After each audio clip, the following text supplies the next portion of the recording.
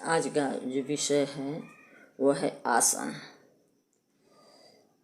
पद्मासन, सीधासन, तीन महदो परधान। उत्तम सीधासन सहल, सर्वोपरि तेहि मान। सदग्रंथों में 84 प्रकार के आसन बताया गया है, लेकिन संपूर्ण आसनों में 4 आसन प्रमुख हैं: स्वस्तिक आसन, सीधासन, पद्मासन और उग्रासन, जिनमें सबसे उत्तम आसन सीधासन है। इसलिए विहंगम योग के साधकों के लिए सीधासन में बैठकर योग साधना का विधान है। विशेष परिस्थिति में सुखासन में भी साधक बैठ सकता है, साधन किया जा सकता है। आसन स्थिरता होनी चाहिए। आगे फिर गुरु उपदिष्ट भूमि पर साधन करने के लिए सर्वप्रथम सद्गुरुदेव के चरणों में नमस्कार कर सद्गुरु की वंदना करनी चाहिए। ये साधन शुरू करने के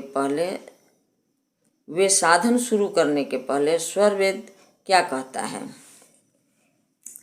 प्रथम बंद गुरु चरण, जिनय गम गम लखाइया।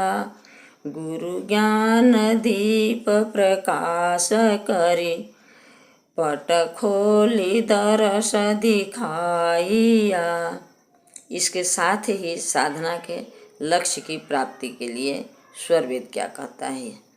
प्रथम ही दृढ़ संकल्प कर, संयम कर अनुकूल। ध्येय धैर्य से मिलता है, साधन सब सुख मूल। अब साधना में किस प्रकार से बैठें और गुरु उपदिष्ट भूमि पर साधन कैसे प्रारंभ करें, इसके संबंध में स्वरवेद की वाणी हम सब समझें।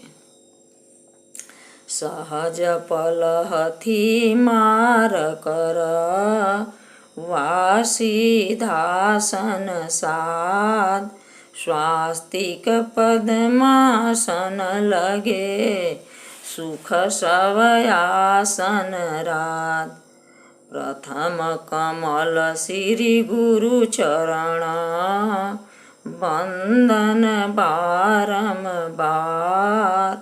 आसित आसन ध्याइए, गुरु मूर्ति शुभ सार।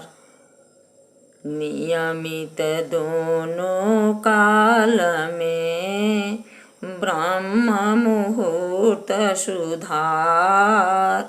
योगाभ्यास दृढ़ हो चले, सब अंग पूर्ण संवार। साधक को किसी शांत स्थान पर बैठकर ध्यान करें एवं समय और स्थान को बार बार बदलना नहीं चाहिए।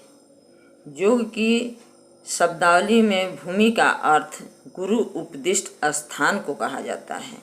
मानव शरीर में गले के नीचे के भाग को पिंड और गले के ऊपर के भाग को ब्रह्मांड कहते हैं, और उस ब्रह्मांड से परे चेतन मंडल है।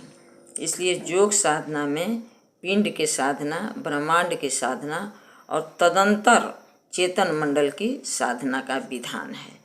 तीन प्राकृत भूमि के साधन में मन प्राण का भी ठहराव है।